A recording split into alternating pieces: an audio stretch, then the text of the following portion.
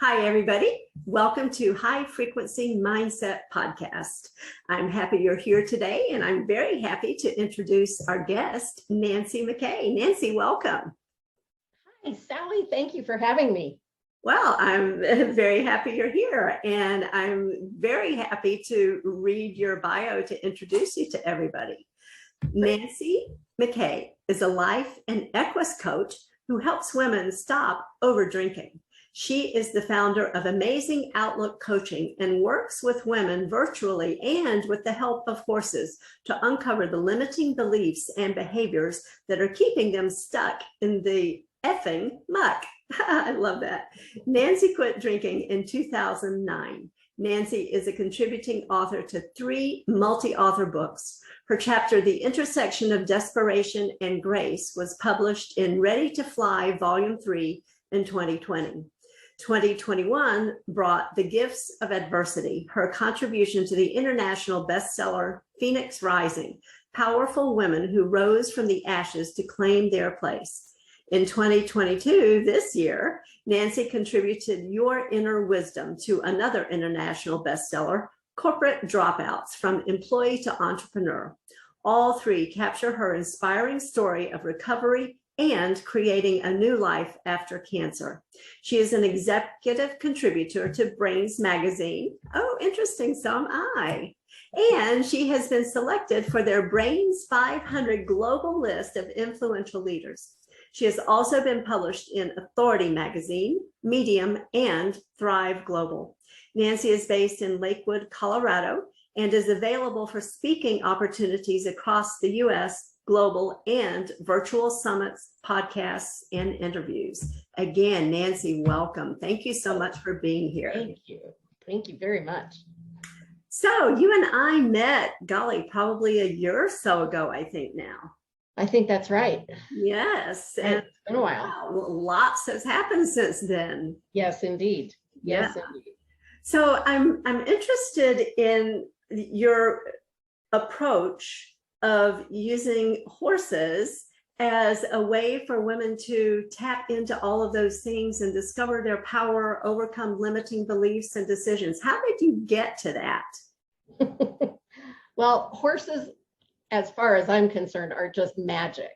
And because they're so intuitive, they just make great co-facilitators for any kind of life coaching. And so, you know, they are herd animals, and they're also prey animals. So they are very, very instinctually aware of their surroundings, and when they don't trust the energy that's coming from any other source around them, they will, you know, kind of back off and stay away, right? And because they're prey animals, they're very attuned to that. And so when we work with them, if we're sending out an energy that isn't congruent, then they won't trust us. And the incongruency comes from when we, you know, think or act as if things are going fine, and when in reality they're not. So our head doesn't align with our heart and our body, and so they can sense that incongruity. And as a result, they won't connect with us because they feel that, you know, that conflict.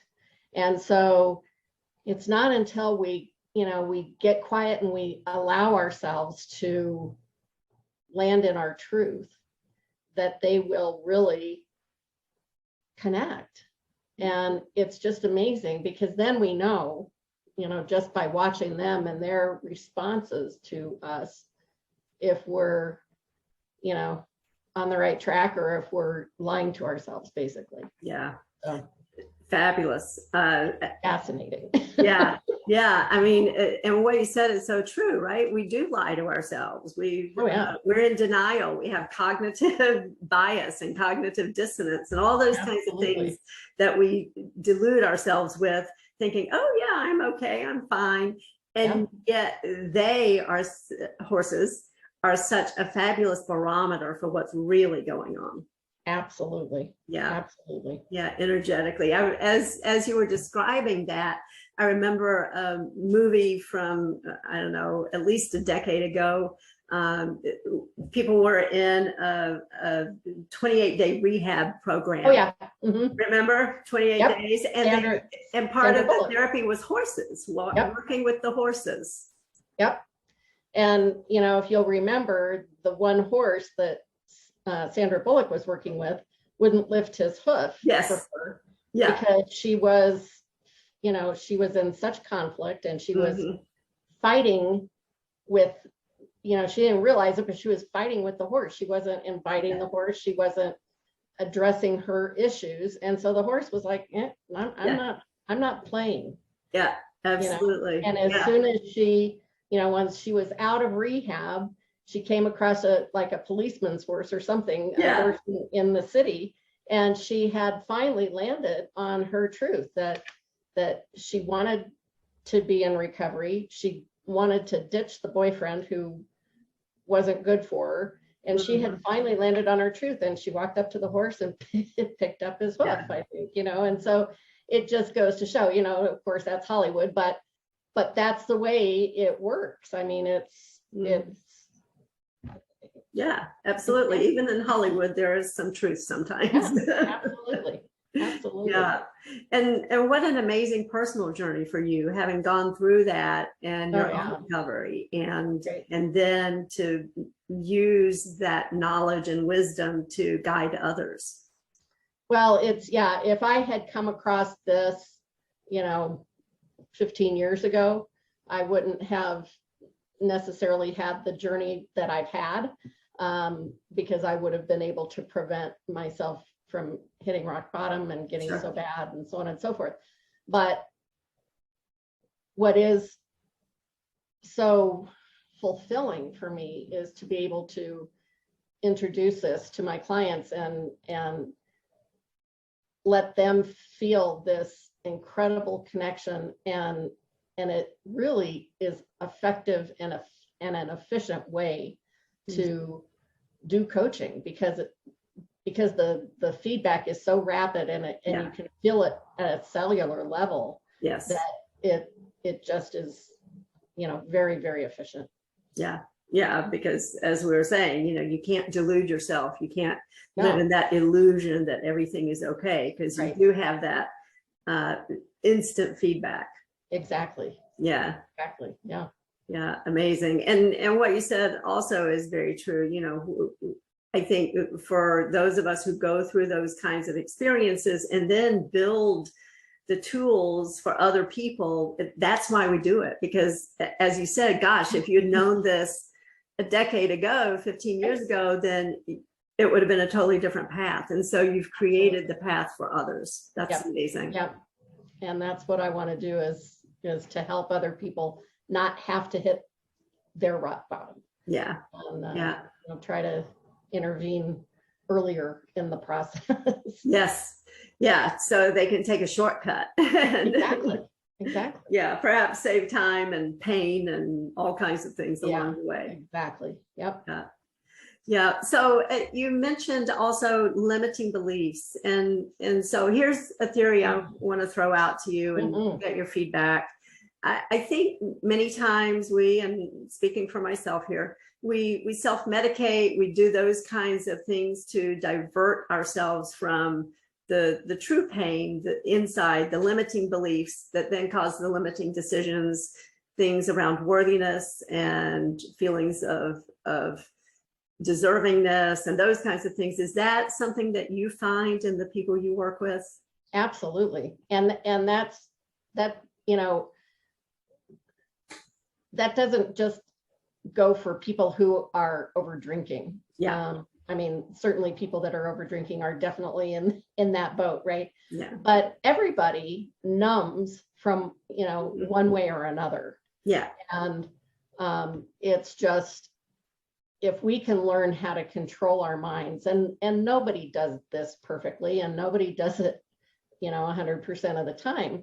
But if we can learn and be aware of when our brain is lying to us, and when we can catch those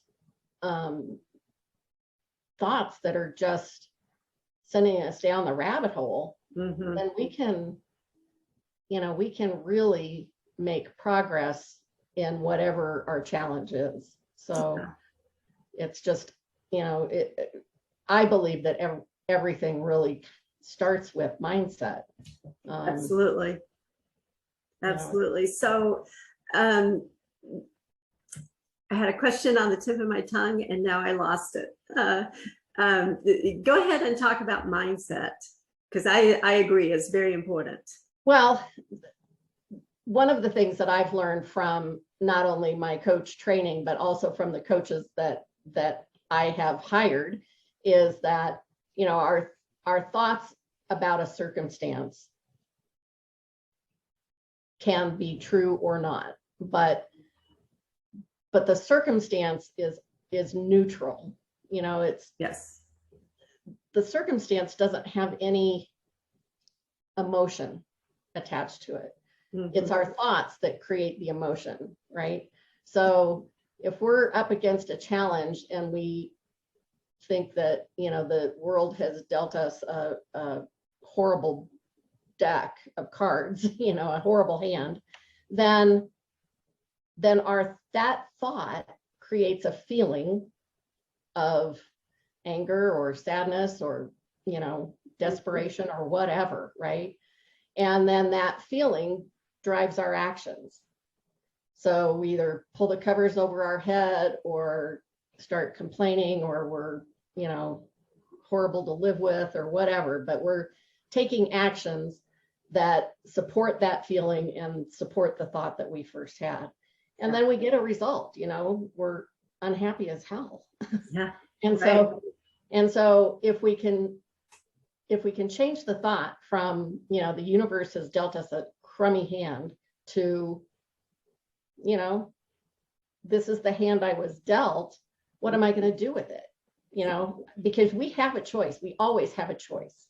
Yes.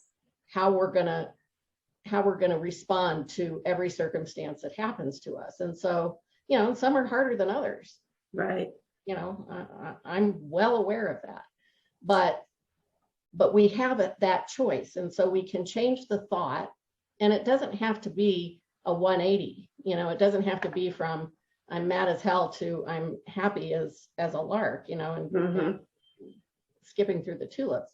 That's not reasonable, but if you can go from mad as hell to slightly irritated, or dare I say even accepting of the hand that you were dealt, then that changes the emotion that thought will create. Yes. And so you're going to be, less angry and more, I don't want to say the word content, because you're not going to be content probably, but more even keeled, more balanced about it. Right. And then you're going to be able to take actions that are appropriate.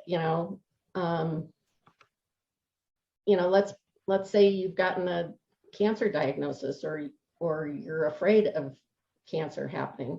Well, if you are accepting it, then you're going to go through the motions that you need to go through in order to take care of it. You're going to see the doctor and get treatment and so on and so forth.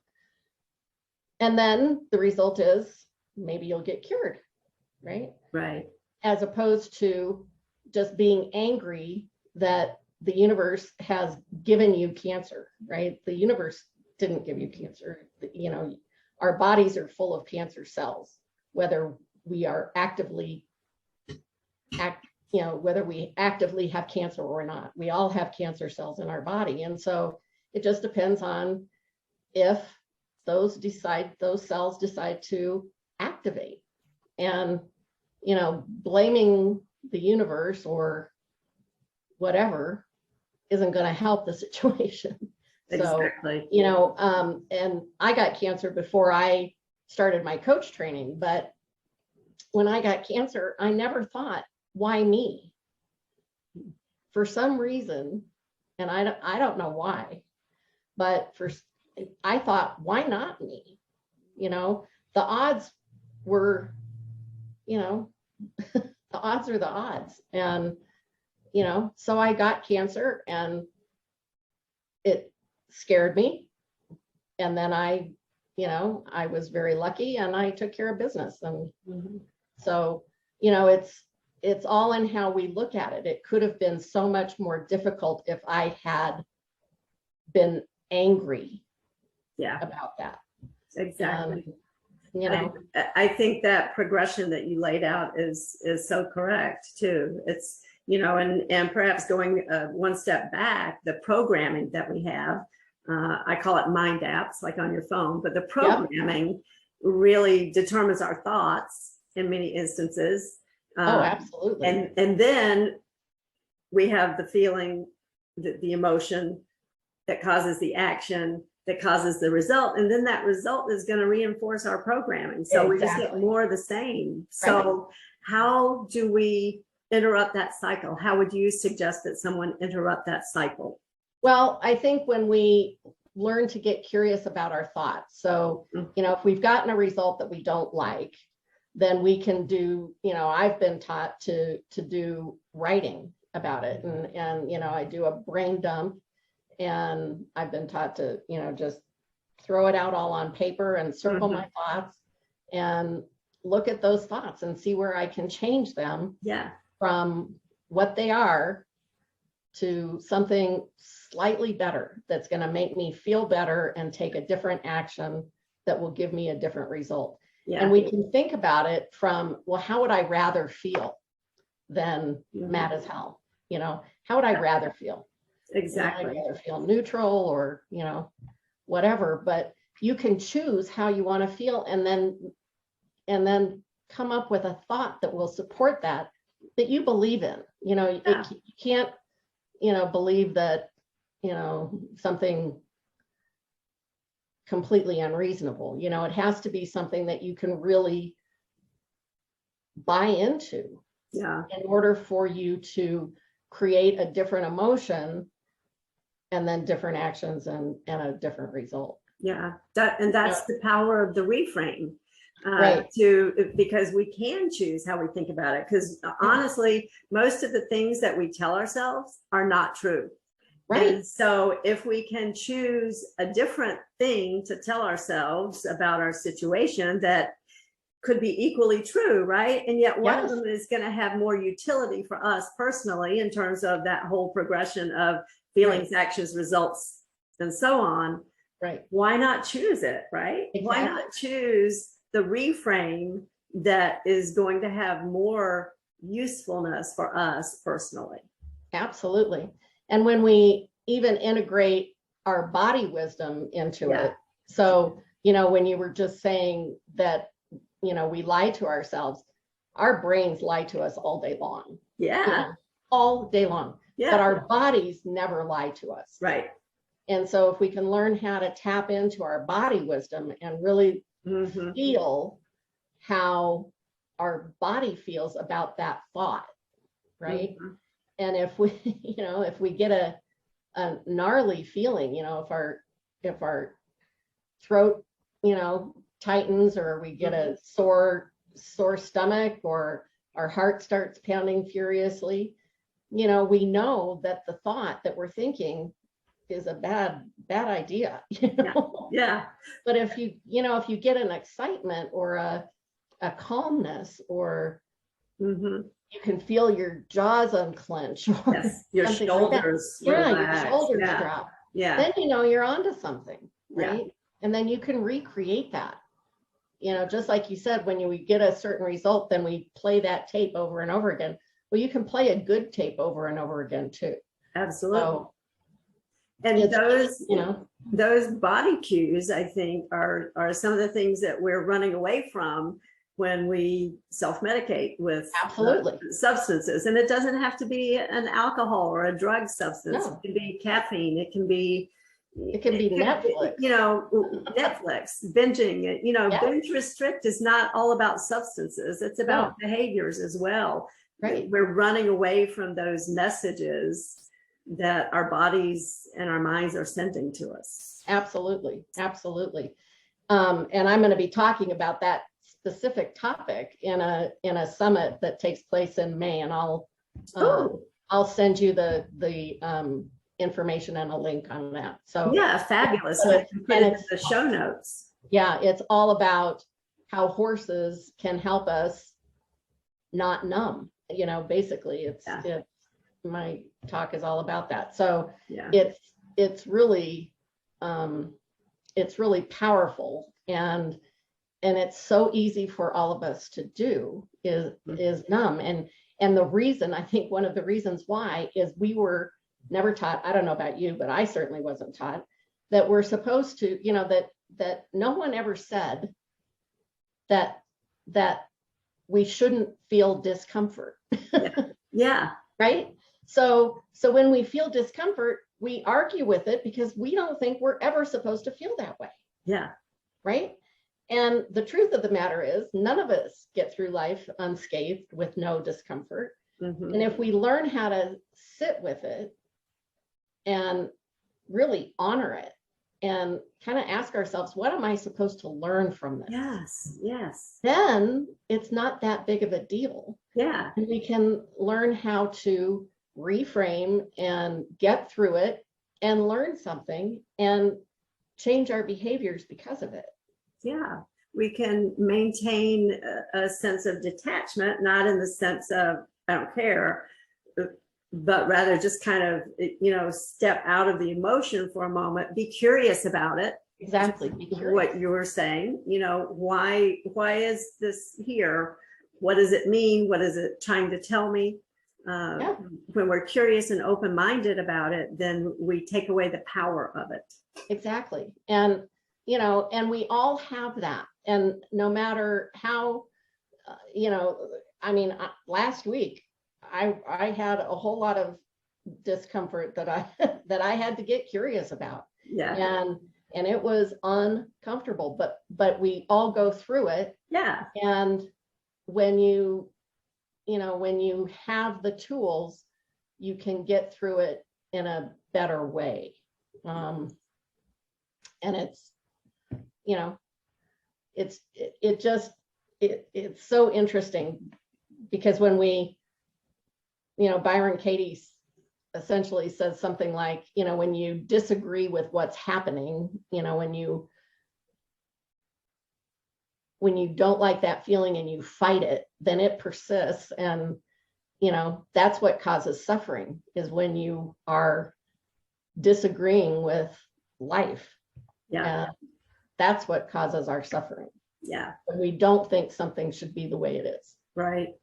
We need to step back from it, examine our emotional relationship with the emotion, right? Yeah, exactly. Which seems odd, and yet we have it, right? A lot of people are very emotionally attached to feeling a certain way.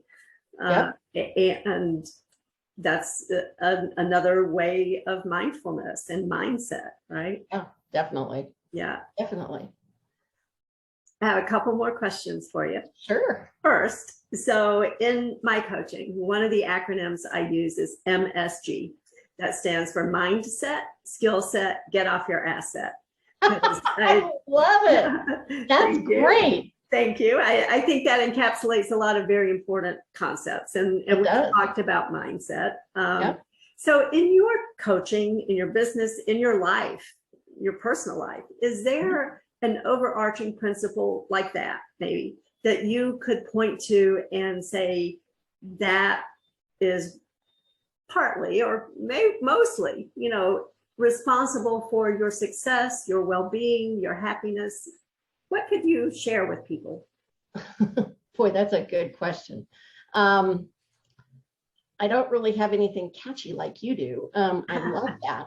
You know, one of my sort of taglines is truth, transformation, thrive. And so, you know, if we are truthful with ourselves, if we're authentic and in our integrity, which Martha Beck describes as being whole. It doesn't, you know, it's not about, you know, cheating on your taxes, although that does have a lot to do with it, because if you're cheating on your taxes, you're not in your integrity, in your head, your heart, your mind, body, spirit, right? But you can't be in integrity and be lying to yourself. Yeah. And so, and then I believe that, transformation comes when you have that element of truth and integrity, and then we'll thrive, because we just go through that progression. And there's all kinds of tools in there. My top favorite is breathing, learning how to breathe when something hits the fan. That's the first thing that I do is deep breathing. And frequently, by the time you go through a series of deep breathing exercises, things are going to look a little different, and I just think it's just like what you said, the mindset, the skill set, and the get off your asset. It's mind, body, action. It's mind, feeling, action. It's and tools. Yes. And what are you going to do? What have you learned that you can take to change your results? Yeah. And there's a lot of tools out there. Absolutely. I love that. I love how you expressed it and shared it with us. Well, thank you. One last question. How can people get in touch with you? Oh, I would love that. They can email me. I would love to get an email, Nancy@AmazingOutlookCoaching.com. And my website is AmazingOutlookCoaching.com. And I've got a little giveaway that if you're concerned about your drinking, if you think you're over drinking, I've got a little guide on how to assess your relationship with alcohol, and that's right on my website. And as I said, I'll send out the information on this Experiencing Equine Summit. It's called Wisdom from Woes, and it's how Gen X women can get more passion and purpose in their lives. So it'll be really it's a great lineup of speakers, and it's going to be an amazing summit. It sounds as if it will be. I appreciate you sharing the information with us. Sure. And I'll put all of that in the show notes. So everybody make sure you check the show notes so you can find out more about Nancy, find out how to get in touch with her, and plan to go to that event in May. Yeah. It's May 2nd through the 7th. So fabulous. Yep. It's all online. Thank you. Thank you so much for being here. I've enjoyed our conversation, and I hope we will talk again soon. Well, thank you so much, Sally. It was great to be here and good to talk to you again. Thank you. And thank you, everybody, for tuning in. Make sure you check in next time for High Frequency Mindset Podcast.